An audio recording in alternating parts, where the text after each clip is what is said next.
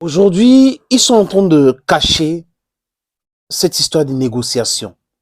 Oui, la presse américaine est formelle sur cette actualité. La presse américaine, qui est tellement introduite par la presse française, dit clairement que les Américaines et les Otaniennes ont envoyé les émissaires à Kiev rencontrer Volodymyr Zelensky pour lui dire ou notifier clairement qu'il est temps de négocier avec la Russie ou l'Ukraine va perdre encore beaucoup de terres. Et que c'est maintenant qu'il faut le faire. Parce qu'ils n'arrivent pas à suivre avec l'aide militaire en Ukraine. Donc ça les pose un énorme problème. Regardez par exemple aux États-Unis. Le Congrès refuse de donner 100 milliards de dollars pour aider l'Ukraine. Et tant qu'il n'y a pas cet argent, c'est compliqué. Mais le Congrès finance la guerre de l'Israël à Gaza. Donc l'Ukraine s'est rendu compte aujourd'hui qu'il n'est pas tellement important aux yeux des Occidentaux ou Américains, surtout les Américains. Et je le dis et je répète encore, les politiciens américains ne sont pas les amis fiables.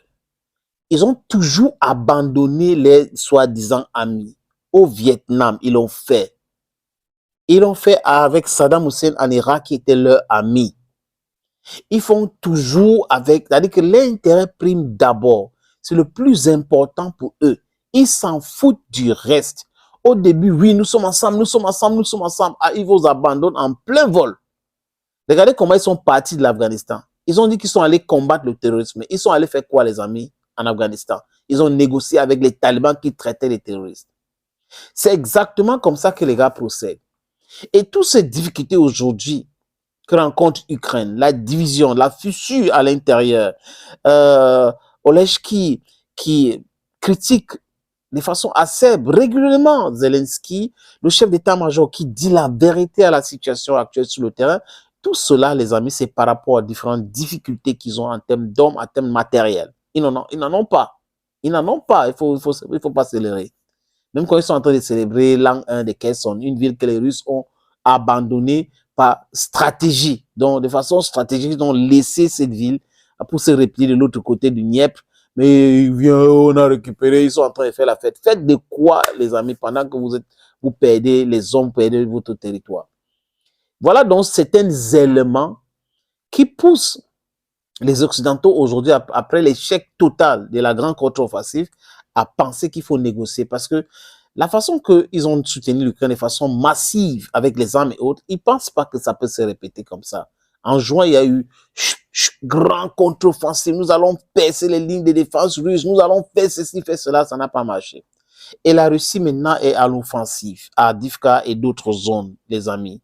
La Russie a tellement de réserves d'hommes, la Russie a tellement des armes, la Russie a transformé son économie en économie de guerre, donc ça rend l'équation otanienne contre la Russie tellement compliquée, les amis. Complicados. It is very difficult for them to handle. Russia is a big nut to crack. You don't just crack it like that. It becomes very difficult for anybody who want to crack the nut, who is not ready. You can't crack the Russian nut easily, les amis. Donc, je vais vous montrer un autre élément qui a poussé, les amis, le chef d'état-major de l'armée ukrainienne à penser qu'il est temps de discuter, il est temps de dire la vérité pour sortir de cette situation. Vraiment, parce qu'ils sont déjà fatigués, les militaires sont fatigués. L'écho du terrain est tout autre chose que le mensonge répété de Zelensky et ses amis. Donc, il y a ces éléments que je vous ai racontés, le fait que les armes ne peuvent pas venir, les pays européens de l'OTAN commencent à se fatiguer, ils disent que non, on n'a pas d'armes, on avait des armes dans nos warehouses, dans nos entrepôts, on allait à livrer ces armes-là, il n'y en a plus, et les sociétés qui fabriquent ne peuvent plus fabriquer parce que l'Ukraine consomme tellement d'obus, tellement d'armes. Donc, c'est compliqué. La Russie a fait ça sciemment pour épuiser les Européens, épuiser les Otaniennes. Et il y a un autre élément, comme je le disais tout à l'heure, les amis, qu'il y a plusieurs éléments qui ont poussé, le fait que le Congrès refuse de financer. 2, le fait qu'il y a des pays en Europe aujourd'hui qui sont déjà fatigués. 3, l'économie européenne est en difficulté aujourd'hui à cause de cette guerre et personne ne veut continuer comme ça. 4, il y a la guerre au Moyen-Orient aujourd'hui avec l'Israël contre Hamas et les Américains ont concentré leur effort de guerre pour aider l'Israël et ils ont peur de l'embrasement de cette région-là. Vous savez qu'il y a eu la rencontre arabo-islamique pour parler de cette situation dont ils ont peur. Ils ont peur d'une situation potentiellement explosive au Moyen-Orient, dont l'intérêt est poussé de l'autre côté. Et comme Poutine a dit, c'est les causes du problème du Moyen-Orient, ce sont des Américains. Et là, maintenant, les amis, vient cet épisode-là où les amis, les militaires étaient regroupés, pas très loin des Zaporizhzhia, pour la remise des médailles. Et il y a eu un renseignement russe. Et là, la Russie a frappé fort. Ils ont dit que c'est avec des missiles Iskander, d'autres disent que c'est avec des drones, mais à ce sujet, les Russes n'ont pas communiqué, les amis.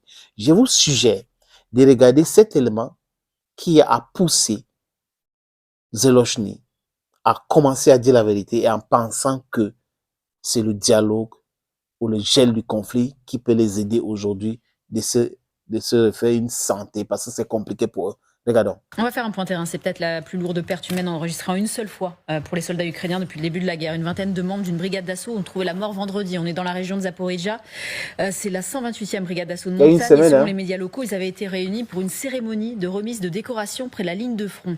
Alors cette insouciance qui était propre aux Russes jusque-là, déjà constatée à plusieurs reprises au cours de cette guerre, rappelons-nous cet épisode du Nouvel An à Makivka où 89 soldats avaient trouvé la mort, aurait-elle contaminé les Ukrainiens? Volodymyr Zelensky a en tout cas annoncé l'ouverture d'une enquête. Récit d'une faute lourde avec ce sujet signé Nancy Rice. Vendredi, un peu avant 10 h du matin, un drone russe filme l'opération. Nous sommes à Zarychny, à 16 km du front.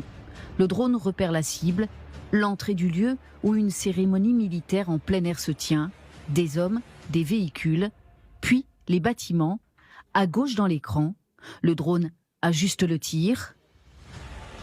Un ou deux bombardements, un ou plusieurs missiles Iskander-M. Le drone qui filme en continu s'attarde sur les zones touchées, des voitures en feu, des colonnes de fumée. L'objectif est atteint. Au sol, un carnage. Le long de la rue décore une vingtaine de soldats de la 128e brigade d'assaut de montagne. J'adresse toutes mes condoléances aux familles et aux proches des soldats tombés au combat. C'est une tragédie qui aurait pu être évitée. Désolé les amis, soldats, c'est que le monsieur dont de nombreux officiers étaient rassemblés pour une cérémonie de remise de médailles à l'occasion de la journée de l'artillerie. Des cibles immanquables pour les Russes. Alors le président ukrainien s'interroge. Le ministre de la Défense, M. Umerov, m'a fait un rapport sur les mesures prises pour clarifier toutes les circonstances afin de savoir ce qui s'est passé, qui était spécifiquement impliqué et quels ordres ont été donnés. L'enquête est en cours. L'essentiel est d'établir toute la vérité sur ce qu'il s'est passé et éviter que de tels incidents ne se reproduisent à l'avenir. 3 jours de deuil ont été décrétés par le gouverneur de la région, Victor Mikita. Drapeau en berne, minute de silence, service religieux. Un membre de la brigade avoue le manque de vigilance, un moment de relâchement qui n'est pas sans rappeler l'épisode dans le camp adverse. Les amis, voilà donc un autre élément qui a choqué l'armée ukrainienne et que cette armée aujourd'hui est en train d'appeler aux négociations. Mais la seule personne qui ne veut pas de négociation, c'est Zelensky jusqu'à présent, parce qu'il pense que oui, quelque chose, il y a un Dieu quelque part qui va venir l'aider. Et il ne veut pas les élections dans son pays pour l'année prochaine et il ne veut pas de négociations. La fin de Zelensky, c'est pour très bientôt. Tic-tac, tic-tac. Thank you for watching. Stay blessed and bye-bye.